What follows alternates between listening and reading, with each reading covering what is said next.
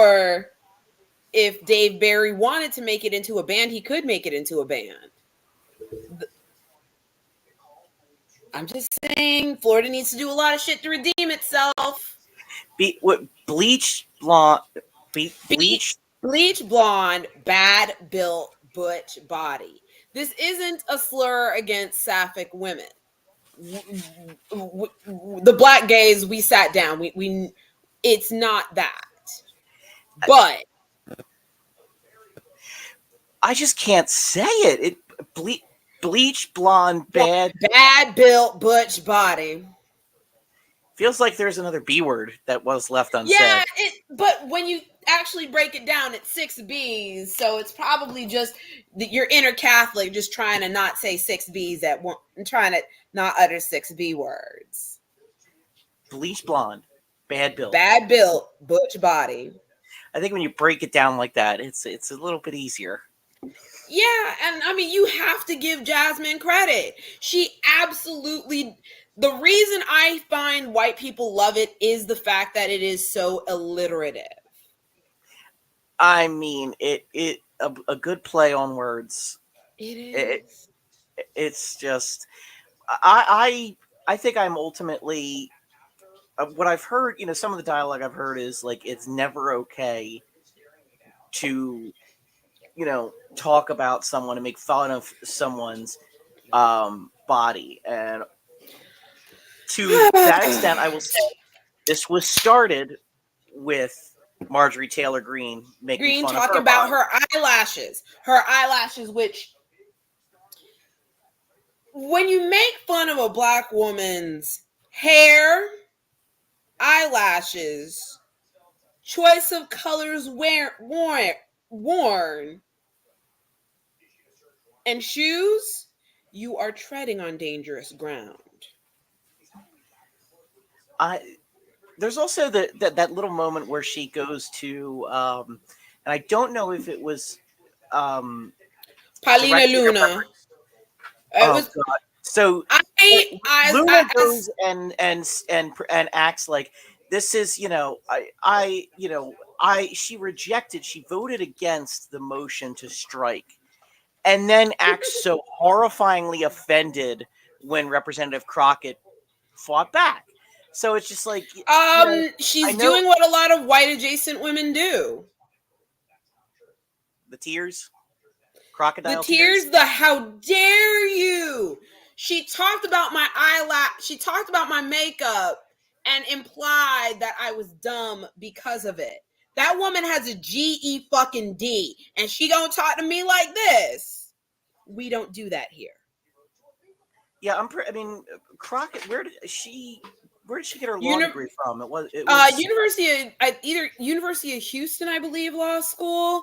She's not from Texas. She just got there as quick as she needed to. Yeah. She's actually people call her ghetto. I'm like, she's not from Texas. B, she's from Missouri. C, she actually went to some of the best schools in that area that she could manage. They call her ghetto because of the way she speaks, but all I will say is, and I've said this, I grant, my undergraduate degree was in corporate communications. It's not exact, it's not an English degree, but what I will say is maybe this goes against boomerism and a lot of the way people want to talk about the code of how we speak in this world. But good communication is communication that is understood. There is no other criteria that matters. If you express a concept and that concept is understood, then you have successfully communicated. And the people in her district understand her quite well, apparently. They understand the woman. So she must have thought that MTG was really feeling herself, thinking that all she needed to do was say something to her and it would shut her down, but forgetting that no. Jasmine, I call her the Congressional Tea Service for a reason. She's with the tea. She's with the shits. She don't give a fuck.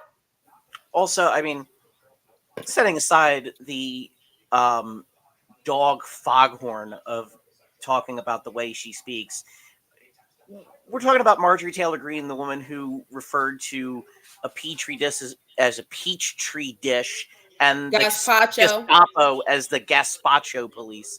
So, and again, What do communication we that know? is understood is good communication. But Communication. still, apply that evenly. Is all I'm saying. Yeah, she's not like this. Like, I'm gonna be honest. I honestly feel like Marjorie Taylor Greene has managed to survive in a very small fishbowl filled with very small people for a very long time. She's just a dynamically successful fundraiser, and that is why, to a certain extent, her hijinks are heavily tolerated, whereas Lauren Boebert is a lot more sidelined because they're both the same level of just Horrible. intolerable. But Marjorie Hmm. Taylor Greene brings in money like no other, so they're a lot more willing to Yeah. say. While Lauren Boebert better just learn how to exist on her knees on some level. She's also, I mean, she's on her way out just before the cutoff for the lowest level of a congressional pension. So I guess you're going to have to open another unsuccessful restaurant. With that gives people food poisoning. Just a horrendous human being. They all are. But yeah, that's Yeah. what. Just don't go after Representative Crockett. That's all I'm saying. And I think Yeah. she really, and I can't remember if what Marjorie Taylor Greene was going after, if she was saying to Crockett, or if she was saying this to AOC, but she said debate me, and it's like, you don't want that. You do not want that, Marge. I think she said that to AOC, and AOC's like, "You don't want that, baby girl. You don't want that." And I'm like, "No, you don't. Like, she will hurt your feelings. Like, she may have gone to college, but that's still a woman who's been a bartender. She has a college degree, but she's been a bartender. She will In hurt your Brooklyn, feelings." she's been a bartender in Brooklyn. Like, this is the only thing that could be more dangerous, is if she came from Staten Island. Like, If she was a leftist that survived Staten Island, then at that point I'd be like, don't, I would be like, I don't want to see the carnage. my goodness, what an absolute. And John Fetterman again showing his You know ass what? by. Bye. Bye. I'm going to be honest. Black Dems in Pennsylvania tried to tell people. Many of them did. But when you put him against who was that? Oz. Oz? I remember because we had our very first show before that election, so it, Yes. it, it was I was on Team Fetterman enthusiastically. I knew And about I his was problems, but just, also and we were going after Dr. Oz for the Senate, also Doug Mastriano for governor, and it was just a yeah. case of, we need progressives in And these he positions. cosplayed progressive so fucking well. And I wouldn't even paint myself as a progressive. I'm. Although, I mean, conservatives would paint me as a communist Of because course. I'm very heavily pro-union, anti most, if not all, at this point, parts of the Republican platform, and very pro-social safety net. But all the same, um, I mean, it's getting off on a tangent, but what I Yeah. will just say is that John Fetterman presented himself as something he is not, and Yeah. Like, he he's cosplayed showing. progressive really well. And there's a discourse going around about how maybe his stroke affected his personality. I'm like, it doesn't. I I don't have think had that. family who've had I don't strokes. think strokes don't work that like that. Yeah, there's. This is very much a case of a guy who got himself into a lucrative position with a pension, and now no longer has to cosplay as a special kind of progressive, because I think Mm-mm. it's Connor Lamb was his competition in the primary, I believe, Yes. for Yeah.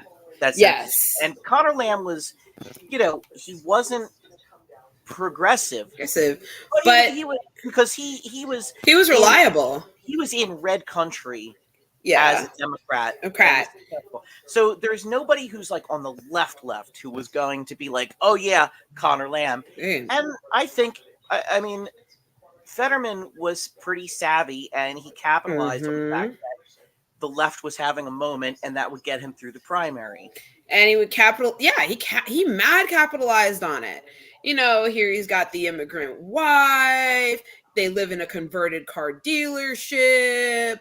The dogs are adorable. The kids are just the right amount of rumpled and unkempt, but not too unkempt. It was hitting. It was giving.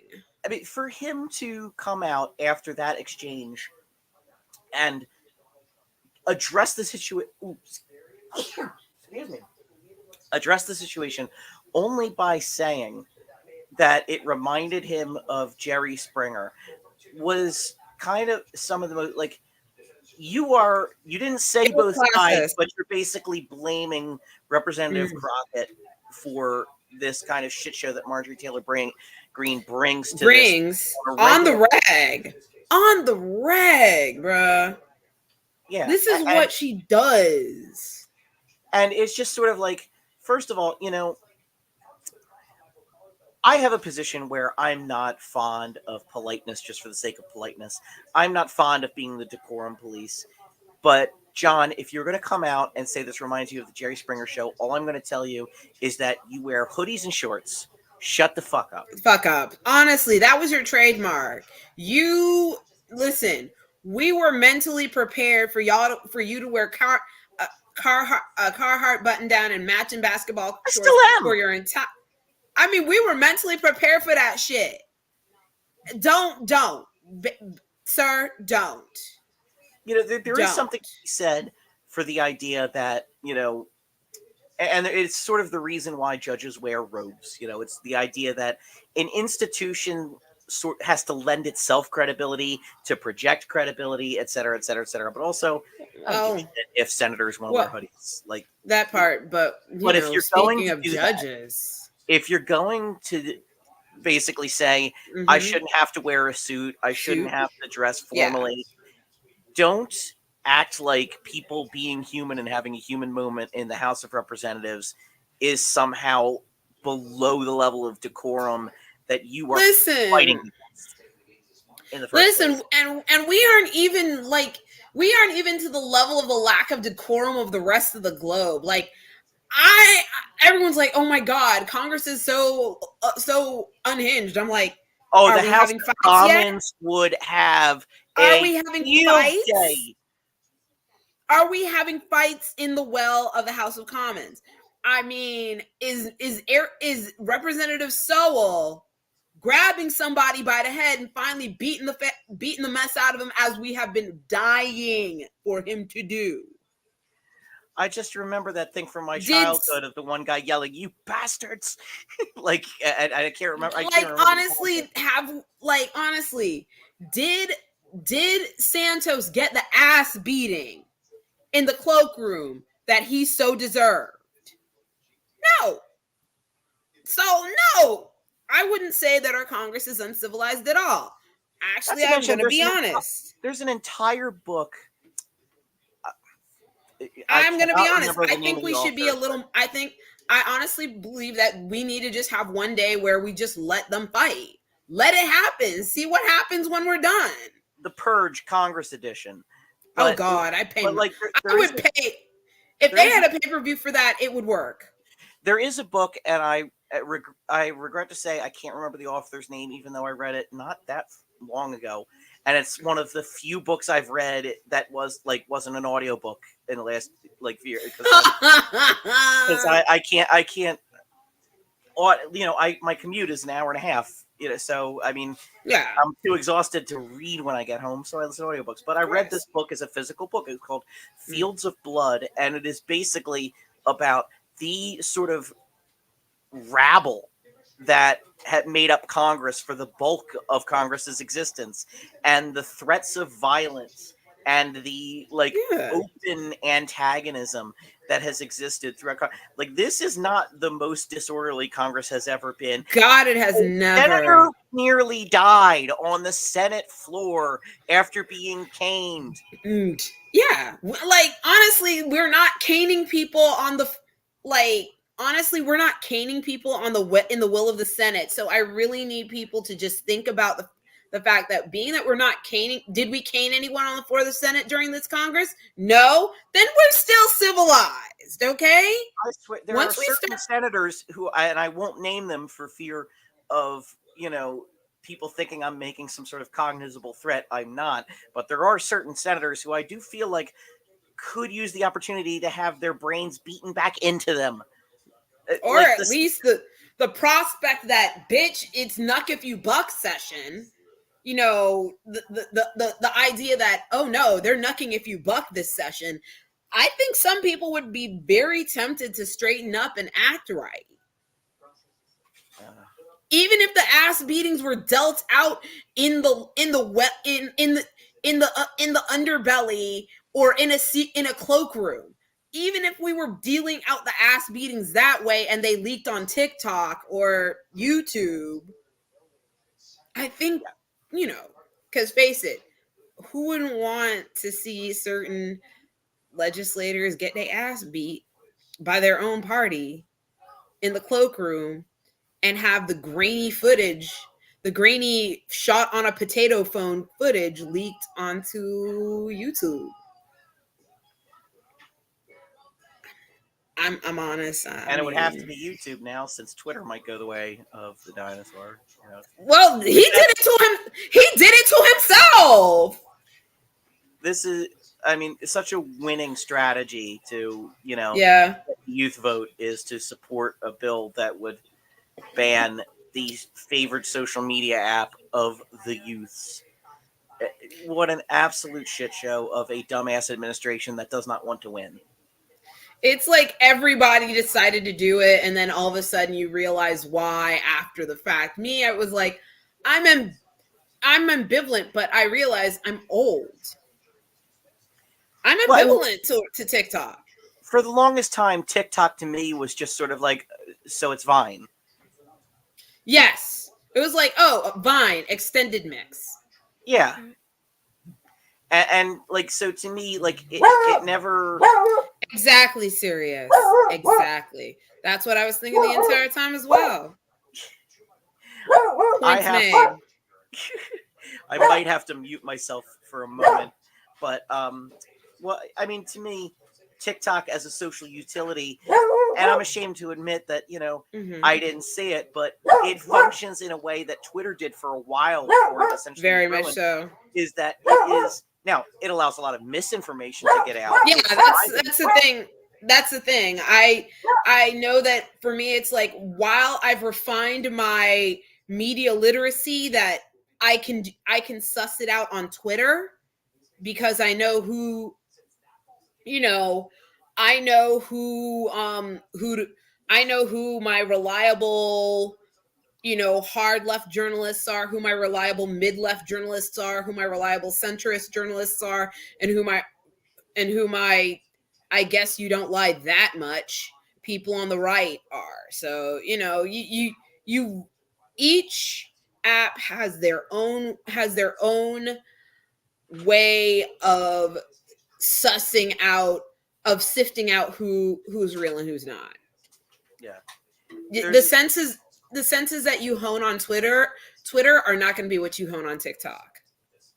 it's and TikTok certainly has been dynamically useful in documenting like a lot of real world events as they happen, from Yeah. the last sort of Iranian human rights protests to Ukraine to Gaza. And the Yeah. fact that they're banning it, there's a sort of, I hesitate to call it conspiratorial, but there's a theory that a lot of senators support it because it is bringing to the light of day a lot of anti-Israel sentiment spread among the youth. And I don't I don't not believe that is in the hearts of several people who voted. Yeah.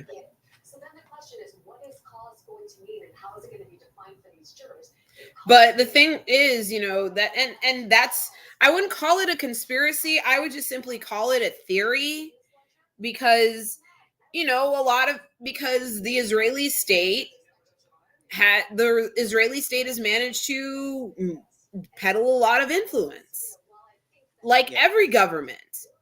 Every government had, and many governments, especially ones that are going through a metamorphosis from at least the appearance of democracy to the I mean, realities they're a of democracy autocracy. in the same sense that we were a democracy in, the 1850s. Yeah. So, Yeah, like I said, that's why I'm leaning more towards stating the appearance of democracy. yeah. Because yes, Israel calls itself the only democracy of the Middle East, and I'm like, would a female college student in Rafah feel the same way? Probably not. It's just sort of like, do indigenous people have a voting member of Congress? No. No. So, I mean, No. we are a They democracy. were supposed to have one. They were supposed to have seated Kim Teehee ages ago, but they ain't seated her. When have we ever kept our word on anything? Yeah, that's true. Why are we acting like we've ever done that? God help us all. It's sort of like when people kvetch about how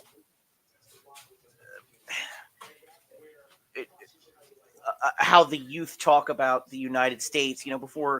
Before this latest eruption in Gaza, the people talked about anti-Americanism among the left in college students, and people talked about, but it's just like, yeah, but the thing is, like, all these things that the left talked about when I was in school, and I didn't say it, like our misadventures in the global South and our democracy building and stuff, they were fucking right. So it's just like, man, are we going to really be going through this cycle again? There's a certain level of like, my eyes and ears weren't open to it 20 years ago. I have to wonder if TikTok existed when my eyes and ears have been open to it back then. Would I still have supported? I mean, we had the internet, we had mass communication. Yeah, we did. That's why I don't think we would have. We would have seen it as a hive of leftist scum and villainy and left it there and moved on. If I'd have seen the incontrovertible proof of the horrors of the Iraq invasion, would I have come to terms with how unjust and inhuman it was at that time? It's something I have to ask of myself, I think. And for me, I'm the type of person that I'm like, I got to be honest with myself. I don't know either. I mean, I think about the fact that would it have made me double down even? Because I mean, I wouldn't say I was a reactionary, but conservatism is by its function mildly reactionary. I think I would have I would have ignored it for the longest time and held on to what I thought I knew. Because, I mean, I'm thinking about the propaganda that I was fed growing up in the church, that we honestly believed that Israel was the only democracy in the Middle East. It was the only place where people could actually be safe, and the IDF is the most moral army. Is the most moral army in the world. Sorry, I can't finish the sentence. It's I mean, when I was back then, at the time it happened, when Rachel Corrie was murdered, I made fun of her. Oh, we both did. I like that. I think you went a little harder than I did. I probably did. I just said, what did she think? I was not a person I am proud of having been. And I know. I just said, what was she thinking going into a place that, as a Westerner, she is not supposed to go? Now she got herself all mixed up in this bullshit and got herself killed. In other words, I've compared her to somebody walking into a lion's den, getting mauled, and me going, "Am I supposed to be mad at the lion?" Which is, sort of like what is happening now with figures. And again, the worst sorts of things are being said. People like to sort of equivocate between the worst things said from the left and the worst things said on the right. You have to figure the worst things said on the right are by people who hold institutional power. So you talk about people like Joe Walsh from Mike Yeah, Pompeo people who. who say things like Yeah, every death in Gaza is on Hamas. And that is reasoning it gives no though? agency to That part. Israeli, and the IDF, Is it, and is functionally an anti-Semitic sentiment because it is basically saying that the people of Israel are mindless animals who will respond as if cornered like an animal, and that's not how human beings humans work. beings work. And so, and it's also wife beater logic, and We and don't do that here.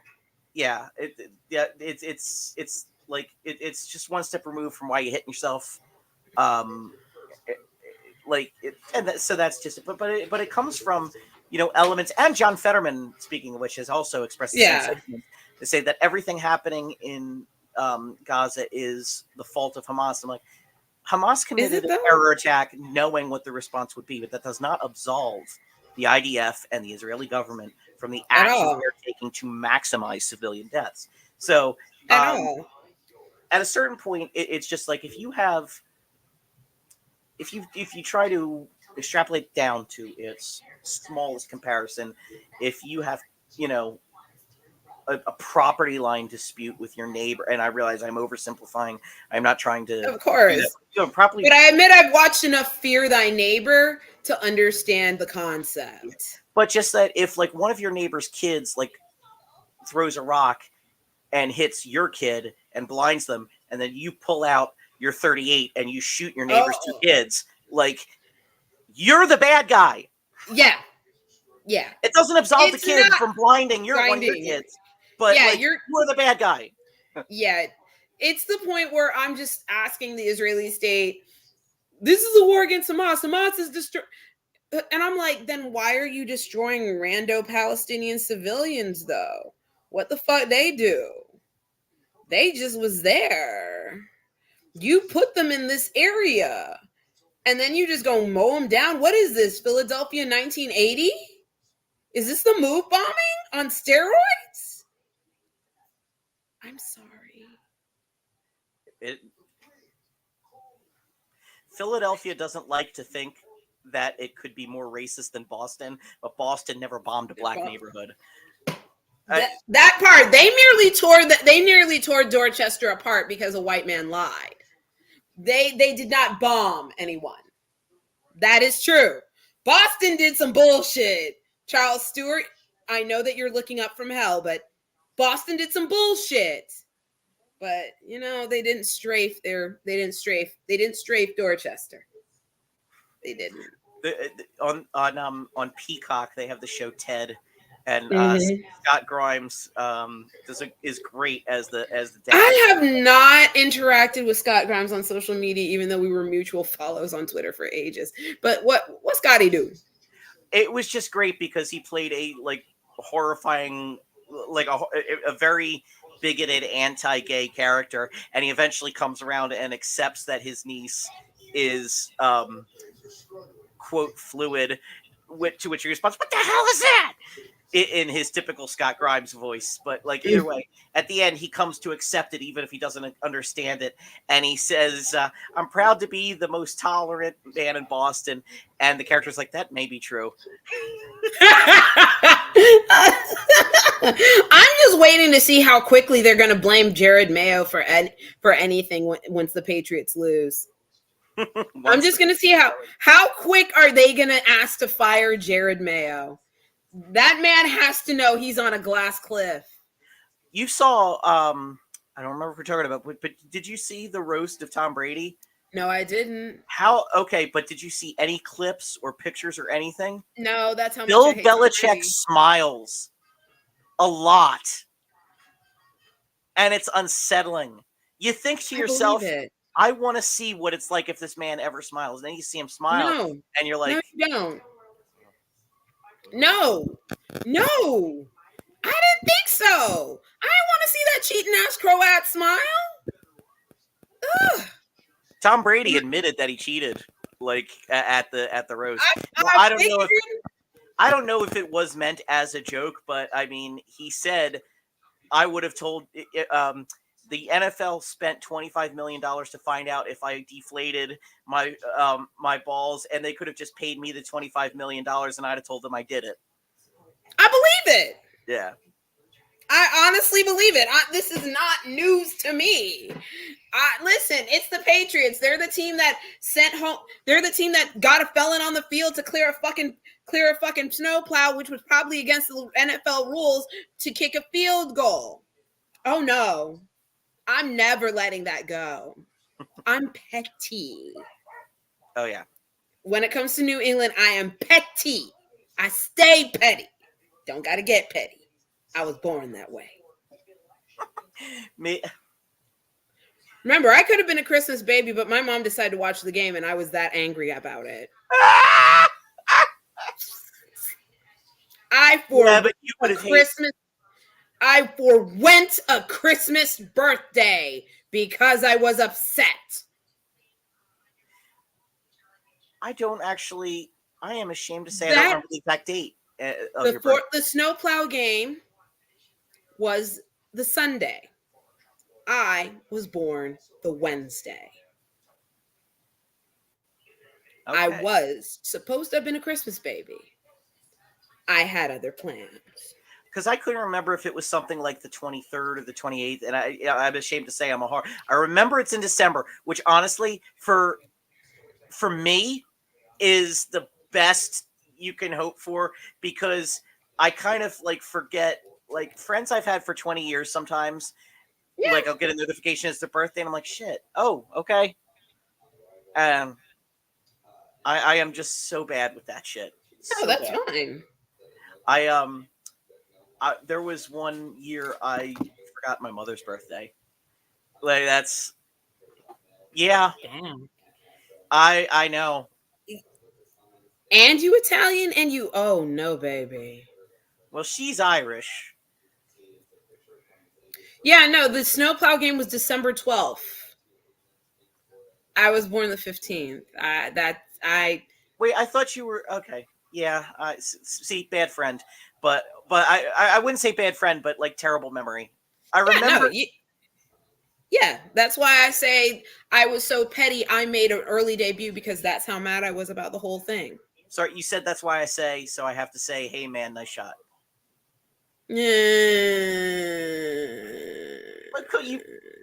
Look, I'm from Pennsylvania. It's. Listen, I'm just. I'm not even mad about it. Mostly because, I mean, you did the Eagles did embarrass. They did embarrass Tom Brady, as they should, as he always should be embarrassed. Crybaby Brady, Philly bitch. And yes, I have ended a conversation with that. It was glorious. We are a special kind of, and I mean, yeah, y'all are special. You had somebody literally eat horse shit when y'all won the Super Bowl. What the fuck? Philly.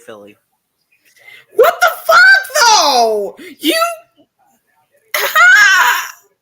Look, I'm not saying I condone it. I'm just saying I'm not surprised. Like, gritty, I understand. The gritty as Golem discourse, even, I understand. The trying to hang from various things, I understand. The booing Santa, I understand. Well, he should have been a better fucking pitcher. Like what do you want? Throwing batteries at Jimmy John. The throwing batteries at Jimmy Johnson's head, I also understand.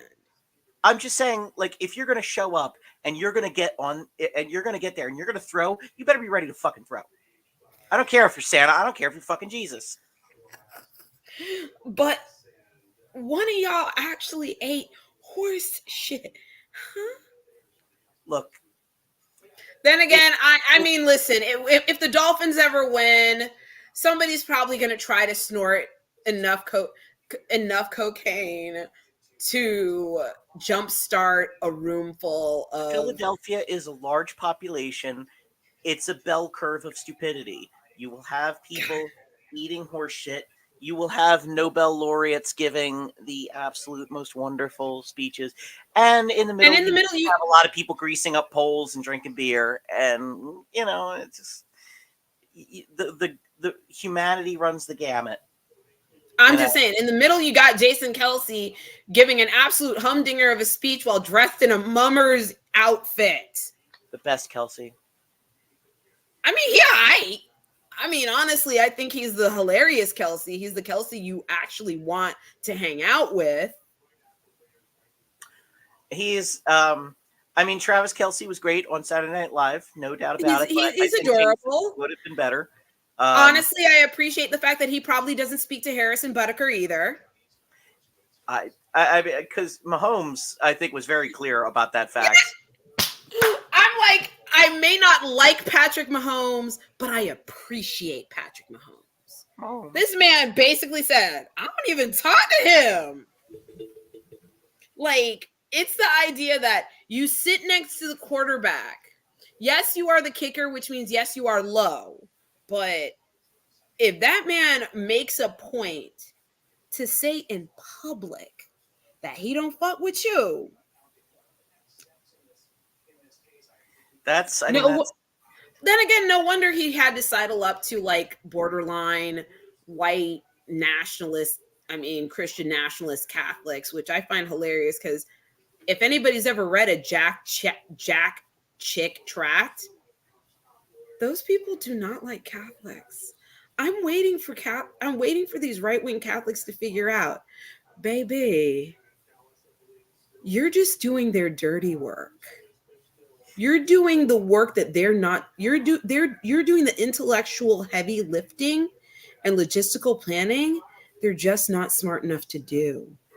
I will just And say it isn't like it's not Catholics, right wing Catholics, making common cause with white nationalist Christians. I say to you, it isn't Dominicans who are calling you papists.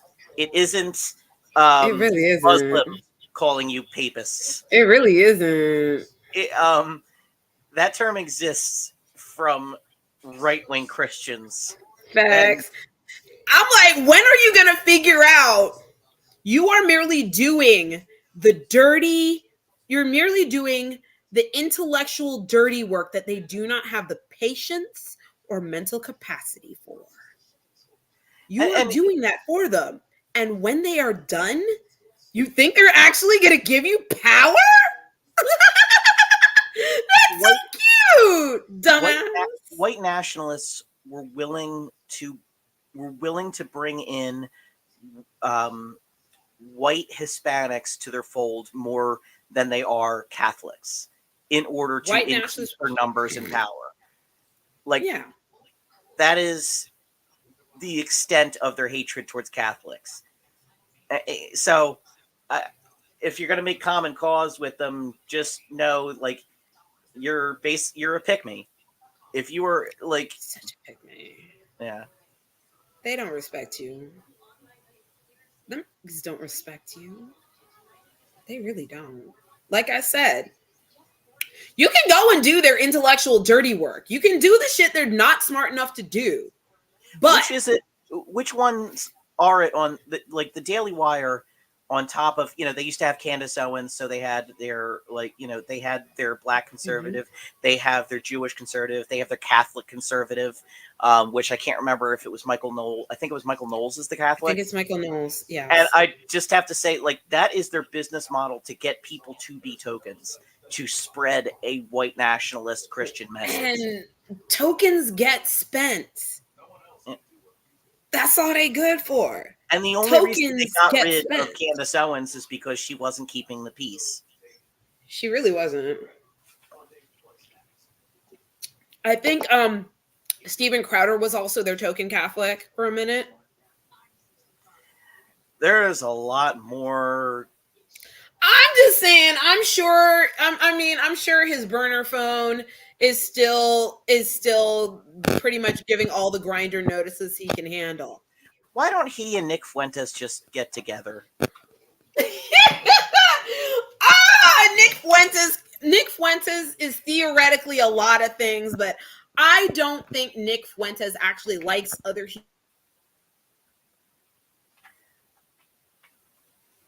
And he's a misanthrope with no. He's a misanthrope with low self-esteem. He's so. He's a misanthrope with low self-esteem. He hates everybody and he hates himself for it. He's got that like boring Midwestern kind of way of speaking. And he does it to hide the fact that he's Hispanic. Lack of charisma. How he gets does it to hide the fact audience. that he does it to hide the fact that he's Hispanic and he's not spicy enough for other men to want him. He just has such a large following.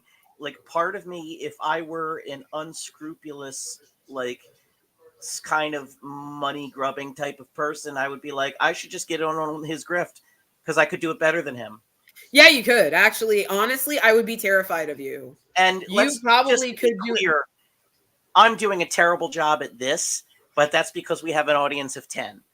Yeah. I would be a lot more organized. I would take notes. I would have printouts. I would have an agenda. If we me on the other hand, I do this because this is just a way for me to not do drag all the time. I don't want to be wearing like makeup. I don't want to be wearing 3 feet thick of makeup all the time. I mean, at a certain point, it does damage to your skin. Exactly. Listen, I've been lucky so far. I'm surprised that my skin is as good as it is, given that I have such a horrendously bad diet and I'm almost 40. Like, I figure, like, the two of them together, I should be developing some sort of, like, somehow my skin is not rebelling against me. Part of it is I never wear any makeup whatsoever. Yeah, like a lot of people are not going to be doing like I said, I wear like really I don't really do foundation probably the way I should. I've gone like I'll cycle on, then I'll cycle off that shit. Meaning I'll wear it like for every single thing for like 3 months straight, then I'll stop for like another 6. Do you know why I don't wear anything on my skin whatsoever? Because I used to wear contacts. And do you know why I don't wear contacts? Because I fell asleep with my contacts on repeatedly and constantly. I know who I am. I know what I am.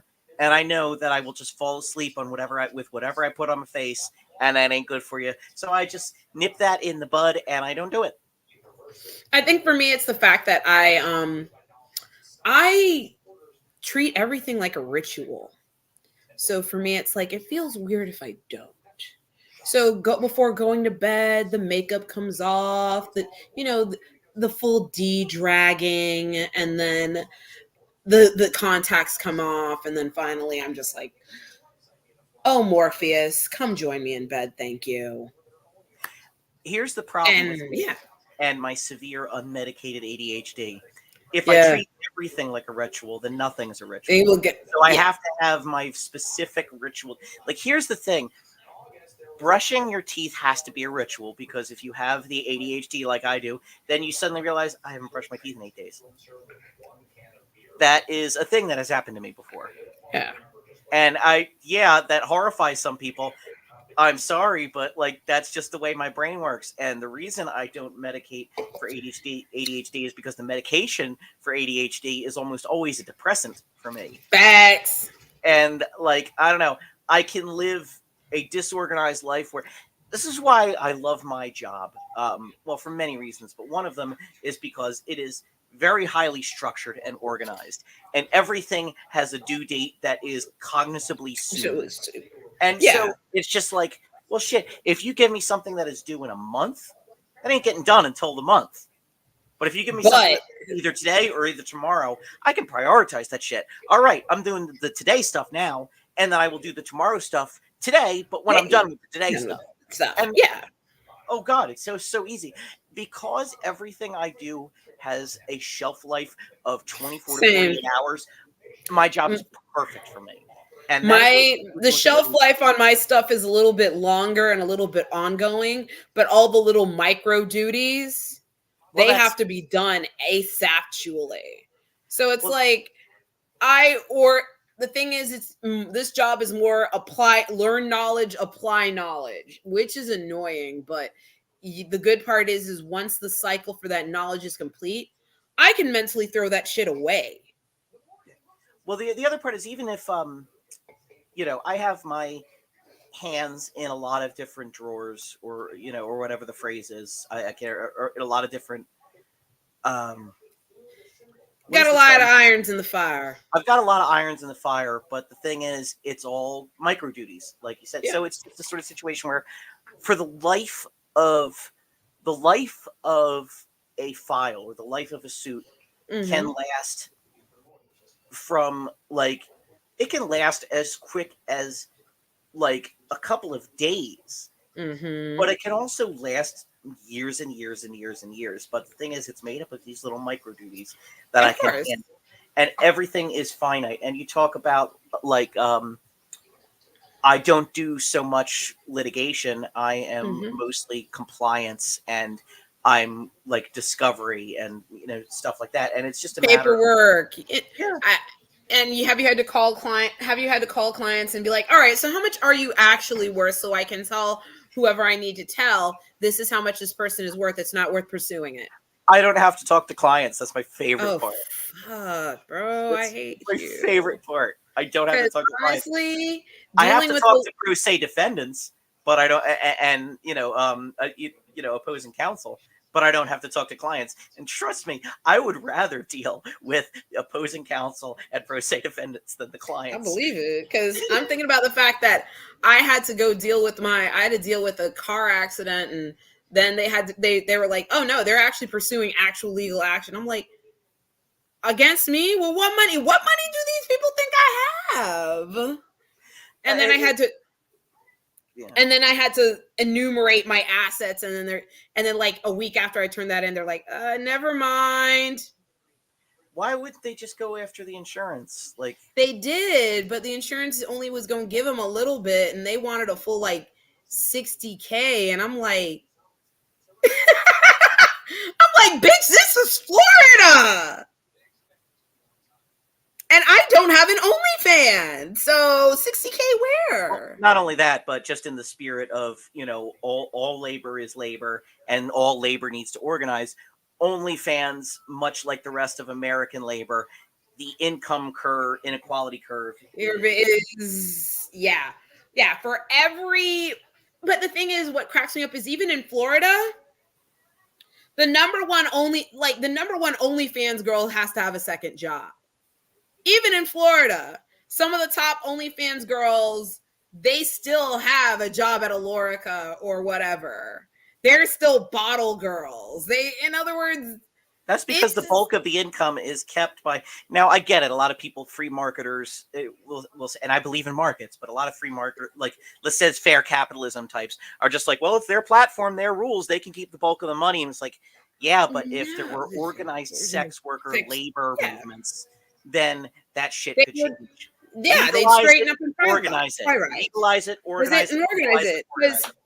I'm gonna be honest. After watching the finance bros in, I think it was Buffalo, there was a finance bro that literally collapsed and died. I think you may have heard this story where a finance bro collapsed and died after working like 6 or 12, like 100 and something hour weeks, like 120-hour weeks. Nope. Well, finance bro up and died. And for a while, the finance bros were talking about creating a union. But because they're finance bros, they waited too long and the movement passed, which is a damn You shame. gotta strike while the iron's hot. Exactly. Another iron metaphor. I'm like, you spent too much time shitting on all the union, all the union nerds. You spent too much time shitting on the union nerds and not realizing that you may be driving a Porsche, but you're still a worker too. You're still a worker too, Bunky. I was Bunky was my parents' nickname for me.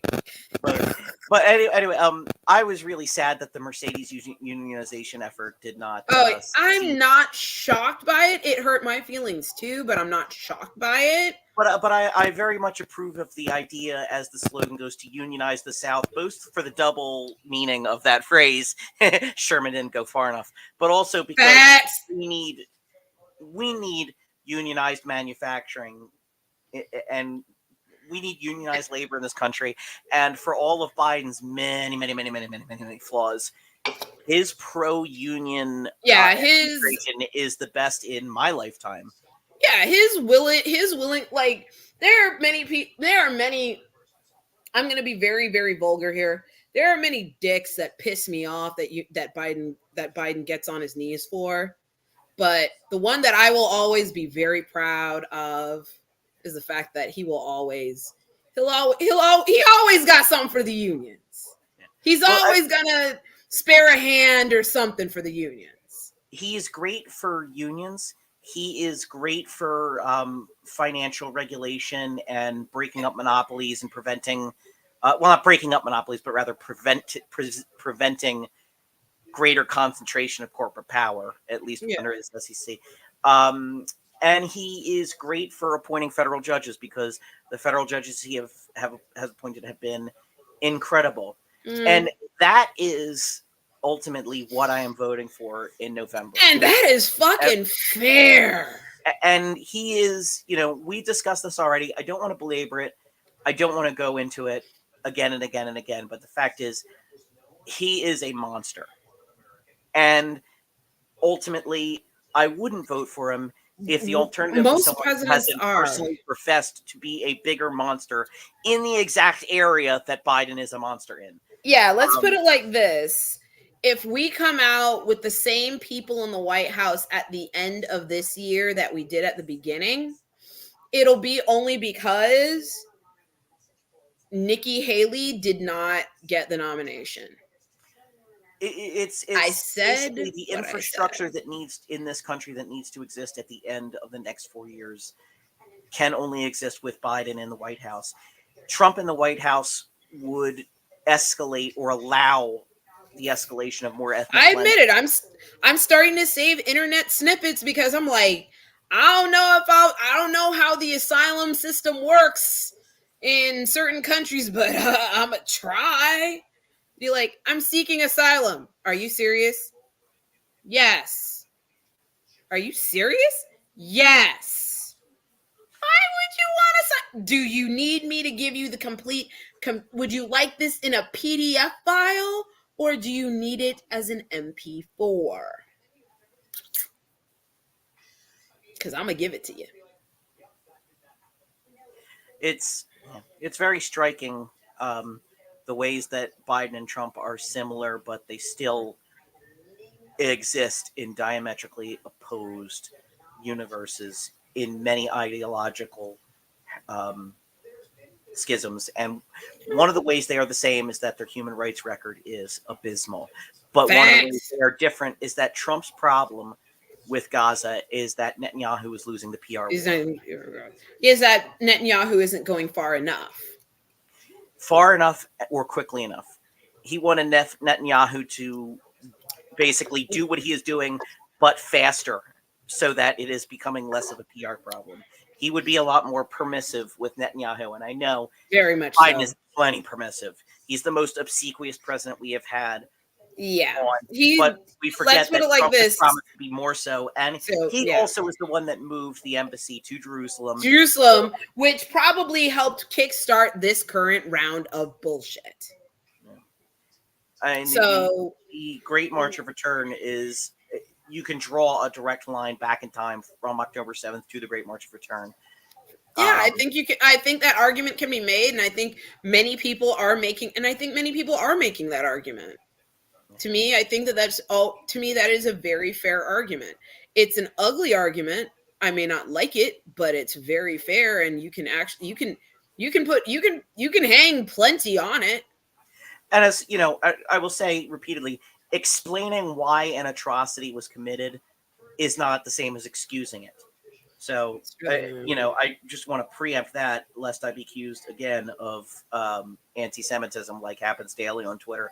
Um, but it's just a matter of fact that what Hamas committed on October 7th was an atrocity, a war Atrocity. crime, and horrendous.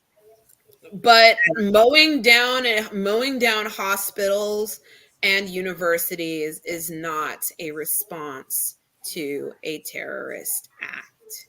We, Bombing apartment blocks is not a response to a terrorist act. the United States utilized post 9/11 fervor to go into Iraq and eventually kill possibly up to a million people, but at least several 100,000. We may never know exactly how many. But in this short span of time, the at the deliberate means by which civilian deaths have been maximized horrifies me more than the Iraq War does in retrospect. Yeah. Um, Now, And Israel will never be able to kill or be responsible for the number of deaths the United States has been responsible for. yeah, And Kissinger, with any luck, is having his eyes repeatedly scooped out by Cambodians in the afterlife, who make it's field just, trips it's down to hell just to torture him yeah, and then people go are back getting, home. listen, I will not be shocked if there are various angels having to having to fill out day pass forms constantly. But ultimately, like, Israel's actions are a mirror or a ghost of, or a sort of spiritual Successor, brother of thematic, the United States Empire. thematic sequel. Yeah, I Yeah, mean, it is ultimately our foreign sorry, I had policy to. is their foreign policy. Not It's not a one-to-one thing, but it's basically just, It's a what the thematic United sequel. States have that Mhm. they have, the fucking audacity. That is basically it. It is a world police kind of mentality. They do believe that they are the regional police constantly with the party line of we are the only democracy in the Middle East, and I'm just like, but are you though? Like, I mean, I'll never be able to go back and forensically determine the moment where I realized, shit, we really did do these bad things that people, when I was a teenager, said that we were doing, and I was like, you're anti-American liberal. And but like, you go back and I was like, I remember the first time I like, kind of, I knew about the Iranian Revolution, but to me, Mm. that was this thing that existed in the vacuum during the end of the Carter years, and that basically was just, well, the Middle East is just this, pressure cooker, and for no reason at all, nothing happened to make that happen. History in Iran started in 1979, and there's no reason to look back. And me on the other, hand, I'm like, it's complicated. We probably did some fucked up shit. yeah, Can't the really first the figure it first time out, but I ever everybody did. It was more like everybody did fucked up shit, from the British to the French to the thing. So we were just acting like our parents, and we should have known better. I did love the Jon Stewart sort of sardonic, like, why aren't you happy with the borders we left you, kind of bit that he did recently, and and Ouch. and but I mean, it's true that, like, the first time I ever heard of Operation Ajax, it was like a big moment for me in understanding that, like, this part of the world isn't just like that naturally, and I'm ashamed it took me into my 20s to, like, allow a bit of agency to people, and just not just assume that a type of people naturally lived in a part of a world in an area of such constant conflagration, and that there wasn't some hand maybe US empire played in it. Like, I have to deal with the learned racism that I grew up with about, cultures that aren't Western. And I have to Yeah. come to terms with that. And, like, I had to actively learn facts about this world that I wouldn't say were hidden from me, but were not being readily available. Of course And not. to go back, and I think that's why TikTok is so important to have, because it does challenge a lot of younger people's notions of, preconceived notions of, there are a lot of people who are entering the workforce now who grew up hearing the terrorists hate us for our freedom. And like, imagine growing up in that and then finding And out that, um, that the answer is not as easy as the terrorists hate us for our freedom. It's more, we've done a lot of, it's more for of a, the terrorists hate us for our hypocrisy. and what happens when you propagandize people with like false claims of motivations of bad actors on the world stage is you lend a sort of accidental window into the worldview of terrorists by lying about what their motives are. Because if someone says, wait, I've been lied to about this, what else are they lying to me They're lying about? to me about. It's how conspiratorial thinking starts. If someone finds out that the government has been lying to them about something, all of a sudden the credibility of our own government and the one little kernel of truth that it exists in that Gets lost. Osama bin Laden letter, because that letter is full of crank, like absolute bullshit, nonsense, anti-Semitism, conspiracy theories, nonsense. But there's little things in it, like the existence of U.S. bases in places in the Middle East that pissed them off. Things that, like, if you tell somebody Osama bin Laden hated us for our freedoms, and it turns out that there's actually one or two things in this letter that actually explain a thing that really happened. Yeah.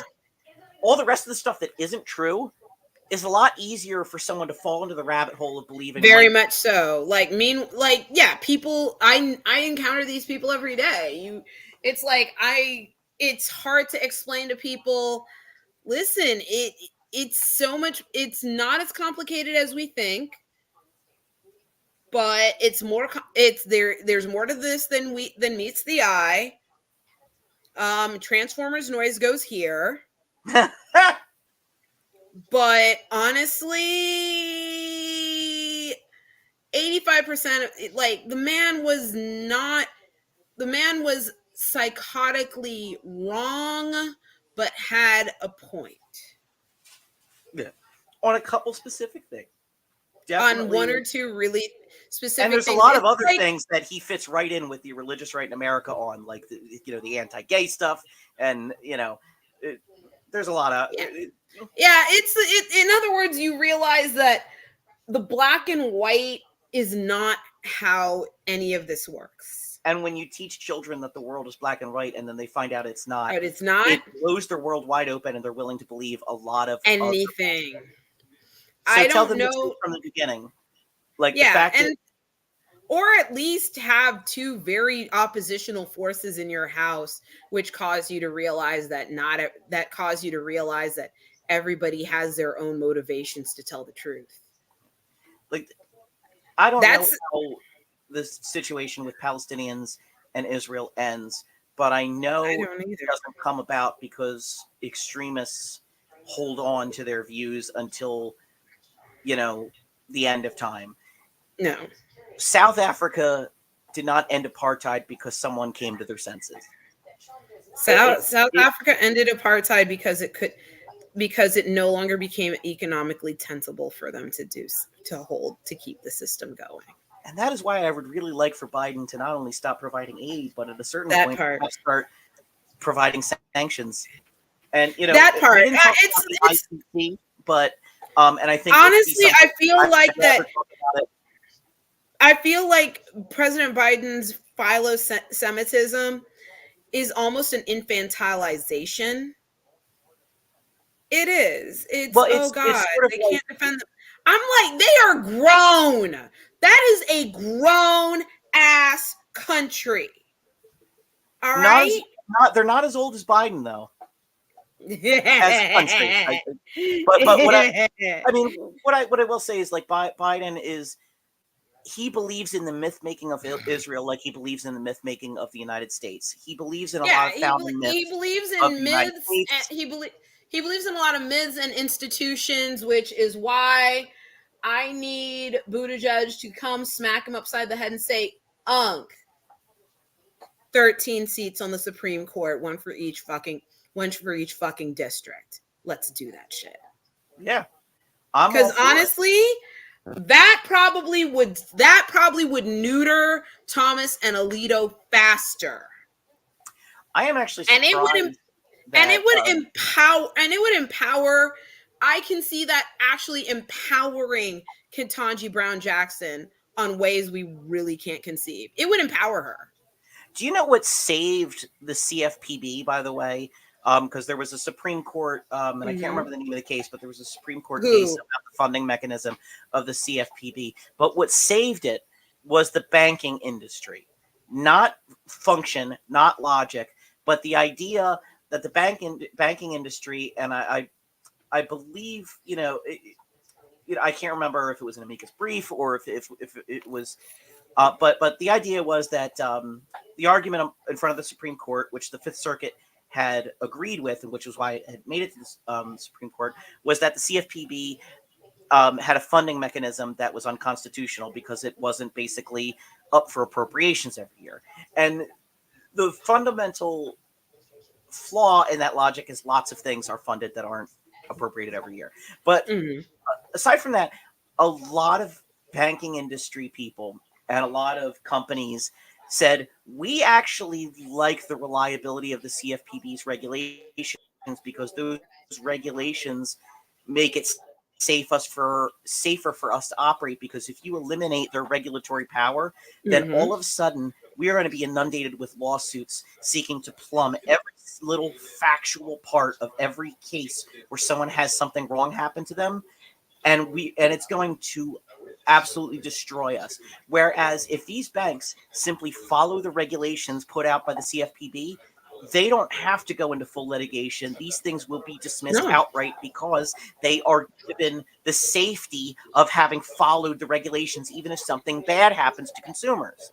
And so the banking industry basically said, we need, even though in some ways they hobble us from exploiting people, in other ways they allow us to continue to operate and not be have to pay even more lawyers than we already do because we're constantly That getting part. sued for shit that the CFPB says, no, you followed all the rules, so this doesn't go further than this.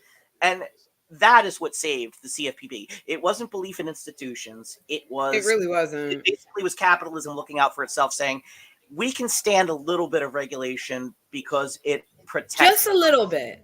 Just a little bit as a treat. Yes.